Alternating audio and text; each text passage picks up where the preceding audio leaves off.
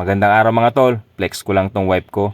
Pagkatapos namin mag-almusal kanina, konting pahipahinga lang, pahulaw at cellphone-cellphone, ay ito dumali na. Pumepekto na ang pagkain ng pansit. Yung pansit pala ay nakakapagpasipag. Nakita na naman niya yung mga kalat-kalat at may mga naiisip na namang mga bagong gagawin. General cleaning daw kami dito sa loob ng bahay naman.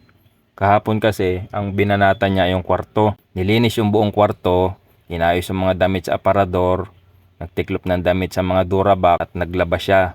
Halos maghapon niyang kumalikot dito sa bahay. Ay tapos ngayon na may napagtripan ni aring aming loob ng bahay. Ay palibasa masama ang panahon, nag-uulan, kaya hindi makagala. Ay yan, napagtripan niya maglinis. Ang problema, ako'y damay na at ako ang kanyang sidekick sa paglilinis. Ay ako pa na may allergy sa alikabok dahil ako'y may allergic rhinitis. Ay walang magagawa, narinig na, kaya kailangan tumulong na. Habang natulong-tulong, di ako nagbibideo sa kanya. At naisipan ko, sige, maglinis ka at ibibideo ko at nang para pandagdag naman sa vlogging ko. Ay masaya naman siya sa ganyan, sa kanyang ginagawa. Gusto niya yan, busy siya sa pag nandito siya sa bahay. Nagkataong 2 araw ang day off niya, kaya yan. Talagang full-time cleaning ka ngayon, mami. Isa yan sa nagustuhan ko dyan sa wife ko. Yung napakagaling maglinis, masipag sa bahay, at saka nagpipilit siyang matutong magluto. Dati kasi hindi siya marunong magluto. Natuto na lang yan sa akin ng mga ilang putahing alam niya ngayon.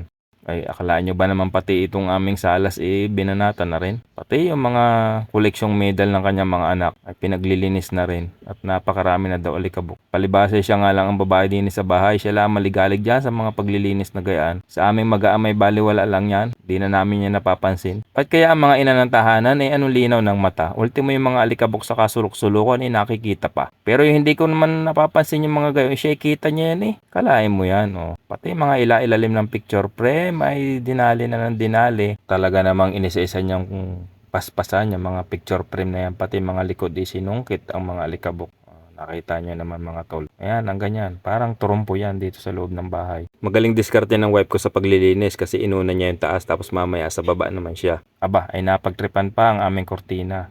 Ay mukhang papalitan pa nga. Mabuti lang at ginawan ko ng paraan yung kortina na ay madaling maikabit para nakasabit na lang siya. At ang screen nga ay dinali pa rin.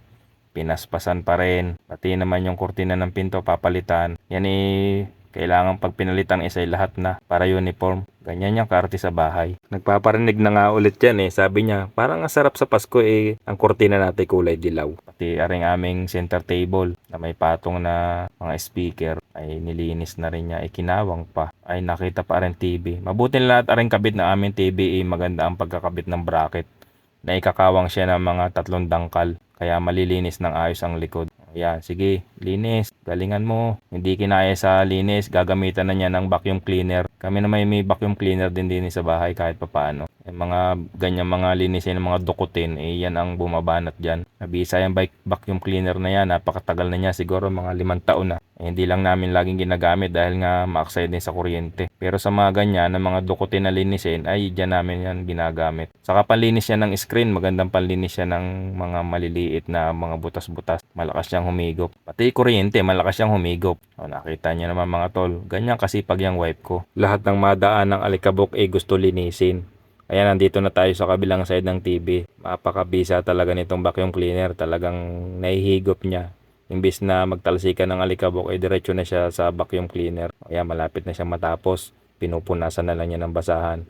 Tapos ngayon, nagwawalis na lang siya, finishing na. Malapit na matapos to, tingin ko lang. Aba, akala ko'y tapos na, hindi pa pala. Ay, papalitan na rin ng cover ng aming sopa. Naku po. Ay, dagdag labahin yan mamaya. Ayun pala ang plano. Kailangan mapalitan lahat. Kabisado na niya ang pagpapalit niyan at yan yata kada 2 buwan pinapalitan. Talaga ang mga babae sa bahay napakaraming alam, napakasisipag. Pero pasalamat na rin ako at yan ang nagiging libangan niya dito sa bahay kaysa magmarites siya sa kapitbahay. Yun lang kagandahan dyan, hindi yan nalabas ng bahay nang hindi ako kasama pag sa mga gala-gala. Ang rules namin kapag aalis siya ng mga may pupuntahan sinasama ako. Mga tol, maikwento ko lang. Ito nga palang bahay namin 19 years na mula nung nilipatan namin nung 2004. Bali 1 taon na lang siya naming huhulugan at makakatapos na kami. Ito yung unang accomplishment namin, ang una naming naipundar mula nang mag-asawa kami. Kaya malaking bagay ang may bahay. Matagal din kami nangupahan, pero mula nung kami nagkabahay, unti-unti na kami nakabili ng mga gamit. Kaya kita nyo, Halos mapuno na itong bahay sa mga gamit kasi maliit lang itong aming bahay.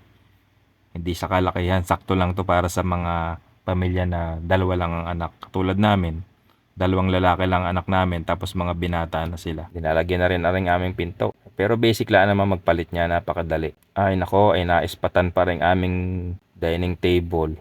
Ay pinunasan na. Ayun na nga. Ayun pala'y balak din palitan ng cover. Nako, hinila na. Ay dyan ako napatulong na at hindi niya kayang buhatin yung salamin. Mabigat din kasi yan at saka delikado mag-isa. Aba, ay pulang-pula ang ipinalit. Oh, walang hilig sa pula ang wife ko. Hindi niya yan hilig. Pansinin niyo yung motor niya. Pula rin yun. Kaya wala siya kahilig-hilig sa pula. Yung wife ko na yan, napakaliksi niyan dito sa bahay. Hindi siya nagtititigil. Kaya pansinin niyo hindi siya tumataba. Kasi galaw siya ng galaw. Yan na, binuhat na ang salamin. Pero maganda rin naman ang kinalabasan. Oh. Uniform nga naman sa pula ang kortina, pula ang lamesa. Pati nga ako, nasanay na rin ako sa marami nakikitang pula dito sa bahay. Kasi nga yun na yung gusto niya eh.